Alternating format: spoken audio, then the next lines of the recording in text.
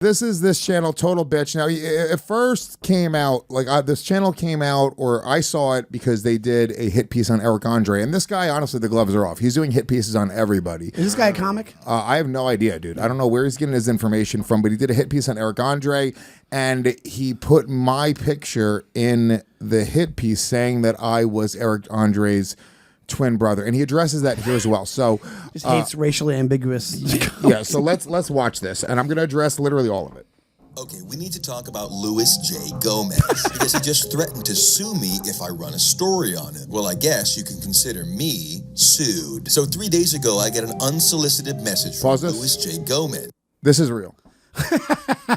Wow. I said, if you fucking run a story on me, you cock, because he told me, he said, you're next. Wow. He messaged me, he said, you're next. And I said, if you do a story on me, I will sue you. Don't fuck with my money. Don't fuck with Baby James. This is not a joke. So go ahead. That's very telling me he'd sue me and that he's very serious. Now, the reason this happened is because of the Eric Andre story that included some photos of Eric's fraternal twin brother, Derek, that many pointed out are actually photos of Luis. Well, that's actually because people frequently mistag these two in photos because they look almost identical. And this is actually how Luis got his start in comedy. See, Luis found that he was frequently mistaken for Derek, and one time Luis rolled with it pretending to be Eric Let me address this. Brother. And okay, that's not exactly true. Is it partially true? Yes, I used to get mistaken for Derek Andre, and one time I went on stage at a comedy club, and it was a complete joke. I was like, I am Derek Andre, Eric's brother, and I guess it got back to Eric, and it became sort of a weird thing. But I wasn't trying to be passed off as Eric Andre's brother. Around. I was just fucking around. It was stupid. Okay. Be Eric Andre's brother and accepting an open mic invitation. Now, it didn't take long for Luis to realize that comedy audiences were even more gullible than the people who booked him. And this is where he starts building his elaborate scam. So Luis starts building an audience using Eric Andre's success, and it's not long before. All right, so there's maybe 4 or 5 more times after that I did get introduced as Derek Andre. I will say there's a few. Maybe 5 or 6 times total, I was introduced at a comedy club. You were introduced. You didn't say it was. The people said it. It was a bit. All right. How do you not know it's a bit? Eric was being a bitch about it, to be honest with you. That's the problem.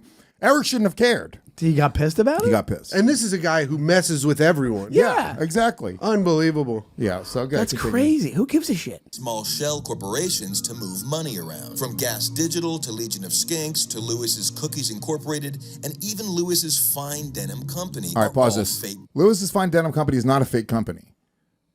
It's not a fake company. That's, look. Have I played the tax shell game with a lot of the other companies, Gas Digital, Legion of Skanks included? Yeah, of course. The cookie business didn't take off the way we wanted it to. That had nothing to do with anything. Yeah, but in all fairness, you've spent your career with Big J, so you just thought there was money in cookies and denim. Well, the reason we did, it's almost, they say, like when you sit next to Zach, you hang out with Big J. Yeah, dude. Cookies are the biggest thing on the market. Well, we all know that. They say that when you're fucking Krugerrands. It's in the 10 crack commandments. It's one of the commandments. Don't smoke your own stash, right? Yeah.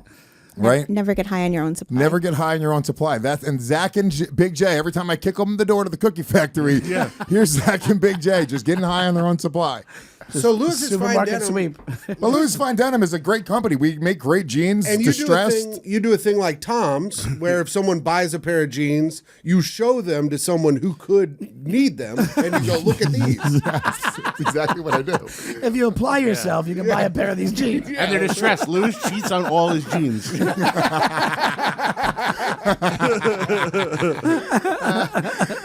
So, yeah, I mean, I'm not going to sit here. You can't call fucking my Fine Denim company a shell company. That's lets insane. them catch him wearing corduroy. Go ahead. I swear, baby, it was a one-time thing. Company are all fake businesses. Now, this may surprise you, but even Legion of Skanks, the show, is a scripted scam. They use the latest algorithms to detect what topics they should talk about and to write out every piece of dialogue. How is that a scam? And that's why whenever there's a guest It's who's a show. new to the show, Do you write out every piece? Yeah, dude. Do you guys really? But what do you mean? I thought but first of all, just so everyone knows, every podcast does that. This one is too. This is all written pre-dialogue. He's acting like the. All right, improv for a second. Just put the script down for a second, boys. What's the deal with airplane? Yeah. Say we're not good at improv. We have to have I write. So me and ChatGPT before I do every show, we write a full script for everybody. These guys memorize the script before they come in here. Not completely. We do have a monitor here which gives them the lines and feeds them the lines. But we're stand-up comedians. Stand-up comedians do an act. It's an act. Yeah. We don't improvise. Yeah. So Improvising is gay.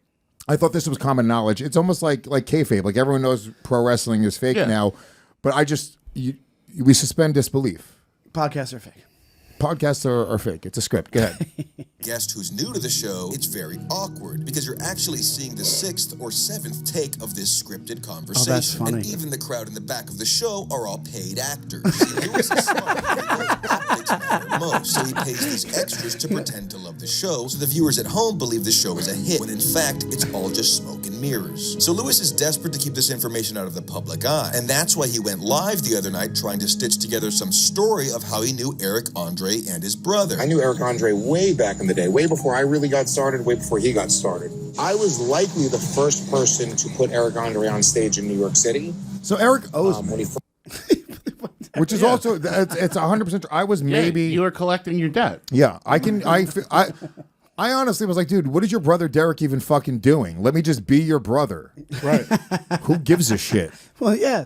It's like it's waste. It's just wasted. And you put him on stage for the first time, which is like, what's a more brotherly thing to do for somebody? I don't know what else to do. You vouched for him like a brother, and then you took your payment. A girl named Ashley Matthews used to work for me selling comedy club tickets. This is when I was like 22 years old, and maybe before I started doing stand up.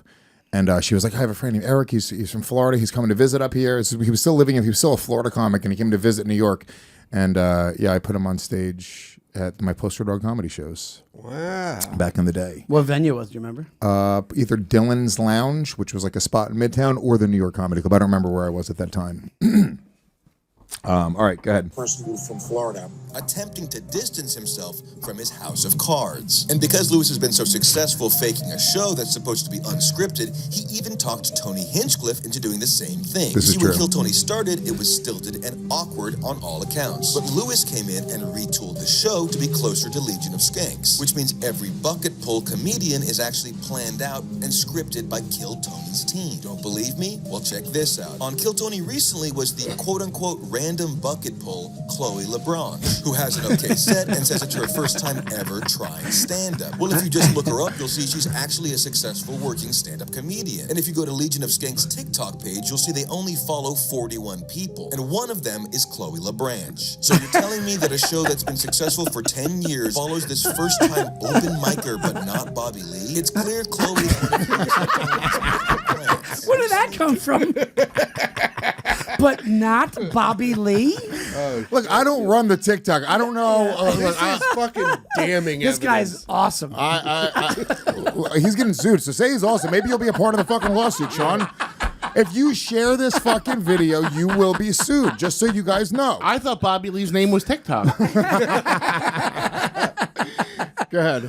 these many plants. And recently, a Kill Tony NDA has been circulating the internet, and it shockingly claims that by signing the document, you agree that sharing any info about Kill Tony's inner workings will result in a 5-year prison sentence. So you can see why these young comedians refuse to speak out. Everyone knows what Lewis is willing to do to keep this financial charade afloat. Now, one of the more devious things Lewis has ever done is his ongoing taunting of a poor middle school in Jamaica. And this story is bizarre, so get ready. So everyone knows Lewis grew up poor and estranged from his very rich father. And apparently Lewis's rich tycoon dad had donated the funding for a school for the blind in Jamaica for a full decade. But when Lewis's father died, according to local Jamaican law, Lewis himself got to dictate the rest of the funding. So he immediately pulled all the money out of the school, robbing these children of a future. Now, if that isn't bad enough, Lewis goes back to Jamaica every year to spend the money he took from them right in front of their faces. It truly is a sick, sick thing. Riding jet skis around and gorging on margaritas while blind children get burnt by the sun. And while Lewis might be known... They can't This see you is- spending the money. Yeah, they can't. How do they know? They He's just got to hear yell him. it to a megaphone. Yeah. Look This at how is- much money I'm It's spending. me again. I'm back to spend your money. Let me Hey, just blindies. let me just say this, okay? If you they can technically spin it that way. Yeah. Technically, that's true. Yeah, and calling your dad a tycoon but is no, only half I right. was given the funding, and I could spend the funding on whatever I want. I opted to not spend it back on the School for the Blind in Jamaica. Right. I happen to also like going to Jamaica. It has nothing to do with mocking these blind children. I don't even go on the same side as the island. I heard they're you not. walk I up- go to Ocho Rios near the fucking dolphin exhibit. Do you think I'm going? They lived in the fucking deep in the fucking woods of Jamaica. I heard you walk up with a stack of hundreds. You go, I know you can't see, but here's what getting slapped by a bunch of hundreds feels like. They had their chance with the money. Yeah. They dropped the Oh, ball. notice, please. I can't do a Jamaican accent. So I'll tell you right now, like, do not share this video. I'm creating a class action lawsuit. Anybody sharing this video will be sued. I will sue you. I have fucking Jew lawyers, and they're ready to fucking go. Jesus. They're ready to go at any given moment. Guy seems like a journalist to me. Shannon, was that basically it? There's a little bit more. Let's see. All right, we got to wrap it up here.